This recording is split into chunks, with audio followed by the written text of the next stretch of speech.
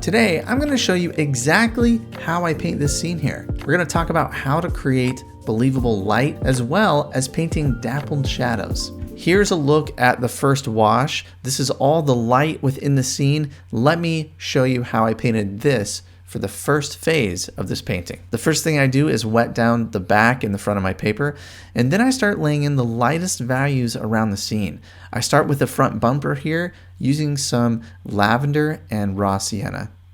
Now for the light orange color, the parts of the truck that are in light, I'm using some cadmium orange and a little bit of burnt sienna. So a little bit of color on the buildings in the background, mainly taking away the white of the paper, knowing that I'm going to paint stronger over a lot of this. But if there's light areas I want to leave behind, I'm laying in all of the value for those areas now. I laid a little bit of light lavender, raw sienna for the road. Now I'm coming in with some green. And what I use for this green color is Cobalt Turquoise and raw sienna with some cadmium yellow for those vibrant greens that are in the light. This is exactly why I dampened the back and the front of the paper, is I like these soft transitions in color. The soft transition between the road and where the grass starts, between where the tree is and the cars are in the background, all of that can softly blend together on the paper. And one of the tricks in painting in this way is just understanding that we will get the detail and separations later on in the process. The goal of this first wash is to lay in the light values of the scene. So up here, I'm laying in some of the green for the trees and then going right into some of the blue of the sky. I know that there are some areas where I want to show the sky and other areas where I want the trees to be more prominent. So I'm looking at the reference photo and laying in all these values so they can merge together on the paper. Now, once I've laid in all the light values, the paper is still a little bit damp. I'm taking a paper towel and I'm going to lift off any areas where I need to preserve some of the light. The top of the roof of this car, I noticed some of the colors bled down onto that. I can lift off some of that with a paper towel. The orange of the truck, the part of the truck that is in light, it has faded a little bit. And I want to go back in and add a little more richness into that color. The paper is still damp, but even though I'm using a smaller synthetic brush to add some more of that pigment while the paper is wet. If I was to go in there with a larger brush or have a lot of water on my brush, I would create a bloom that would destroy what I've already painted. So there is a look at the first wash. At this point, I let everything dry and then I come back in and paint the middle values in the darks.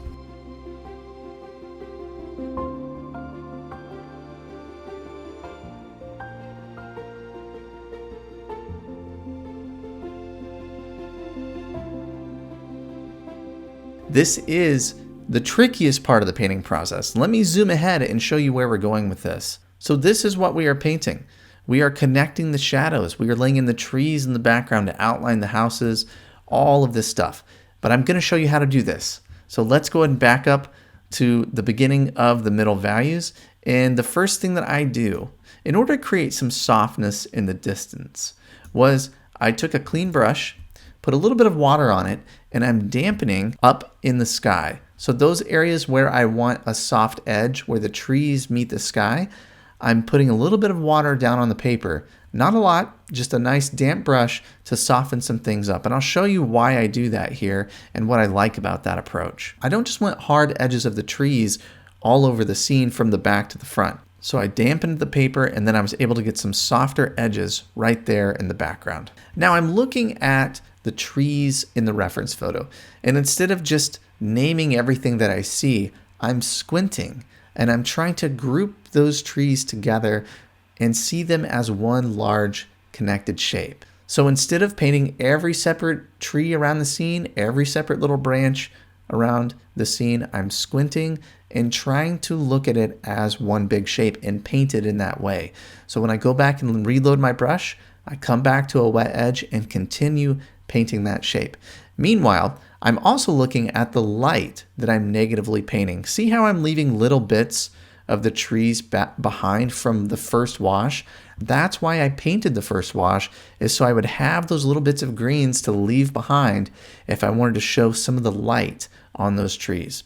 It's the same thing around the scene all over the place. I've left those bits of light behind from the first wash so I can paint around them in the second wash. And it's this active layering that can create a real feeling of complexity to your work and can bring a great feeling of light when you paint the light side, the shadow side, and when you think through the values and layer things in this approach. So look at this. We have a hard edge here. We have a softer edge here where the trees are further off into the distance.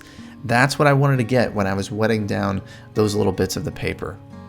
You'll also notice that I'm using more warm in the green for the trees that are closer up and more coolness for the greens in the trees that are further back. Color temperature is a great way to create depth, and things that are further away have a little bit more blue in them. And by paying attention to that and mixing it in that way, it helps me to create more depth within my painting. Here I'm using a calligraphy brush. This is a cheap brush I found on Amazon, probably under $10. What I like about it is it holds a good amount of paint and water, but I can use the side of the brush to get a variety of foliage to get some interesting broken marks.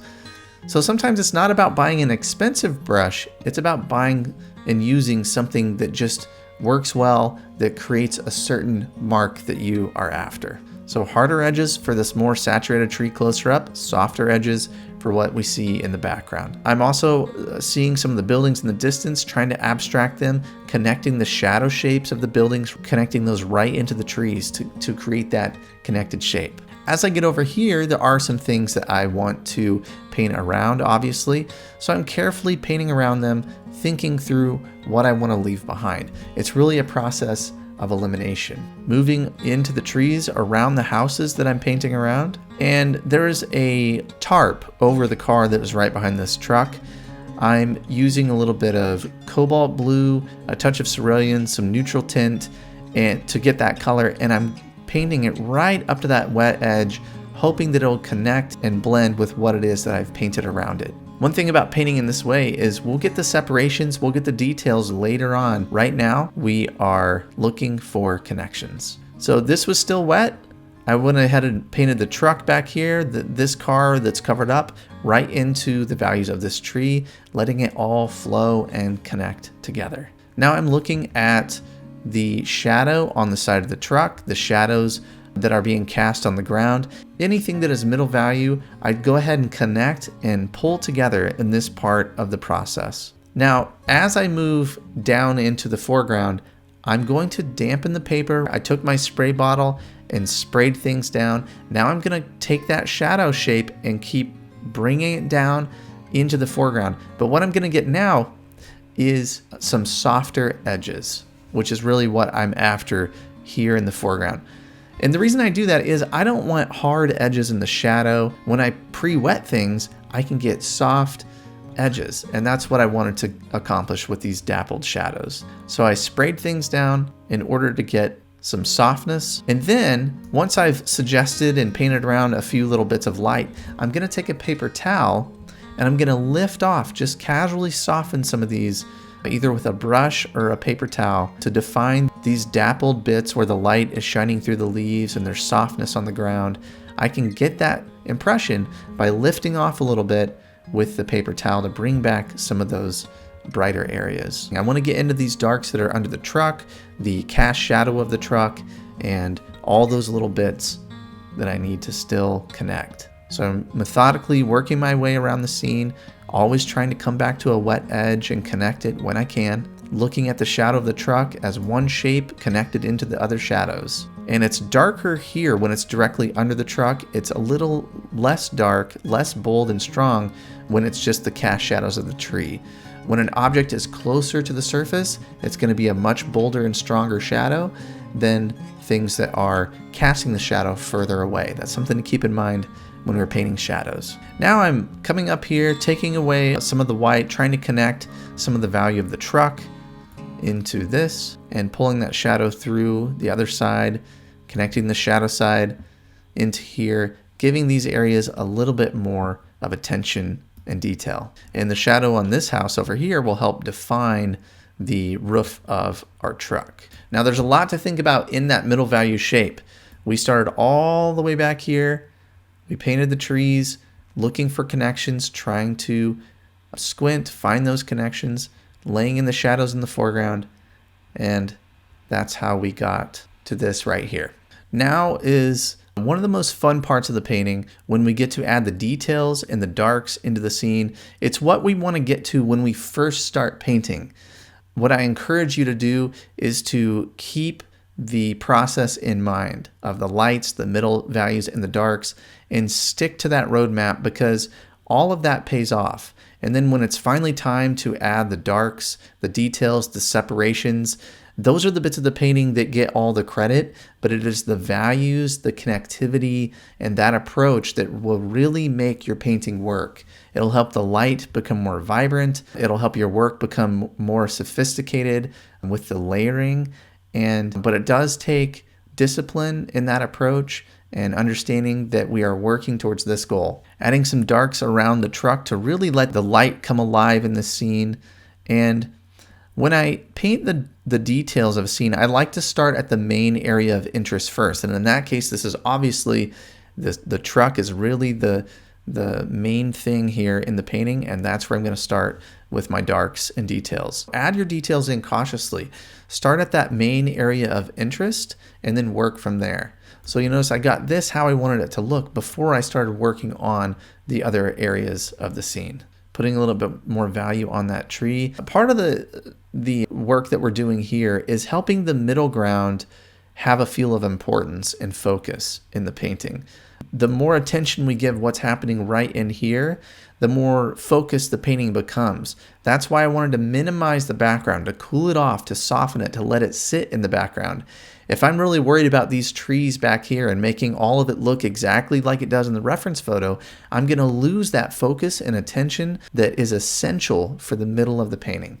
And that's how we can improve identifying what's most important and keeping that important throughout the painting process. I added a few little bits of grass and details around here, taking my time, stepping back often, trying to look at the painting as a whole. One thing I didn't like about this truck was this little bit here just wasn't looking how I wanted it to look. So I used a little bit of gouache. This is ivory white Holbein gouache in order to get back some of those highlights. So I'm carefully going in, adding some of those highlights, getting them back. So we've taken our time, we've done the drawing, we've laid in the light values of the scene, we've painted the large middle value connected shape, we've gotten our darks and our details in place, and here is a look at the finished painting. Well, I hope you enjoyed that look at my process for painting this scene. We covered a lot of ground today, and I know you must have a lot of questions about painting in this approach. Don't worry, I have a great resource for you that is absolutely free that you can download today. Take a look at this. Have you ever been really excited about a painting and you get all set up, you find that right reference that you're excited about, and then it's time to go and you feel lost? I have a free resource that I want to give to you today that can help with these problems. My 5 steps to plan a successful watercolor painting. I walk you through the crucial planning phase of your painting that will help you understand what you're going to paint first, second, and third. The planning is really so important, especially in watercolor. This medium is harder to correct. It's so immediate. So having that plan is very important. I send you a PDF that you can download. And the great thing about this is you can have it on your phone. You could print it out. You can download this right now before you start your next painting. All you have to do is follow this link here and download my 5-step guide to planning a successful watercolor painting.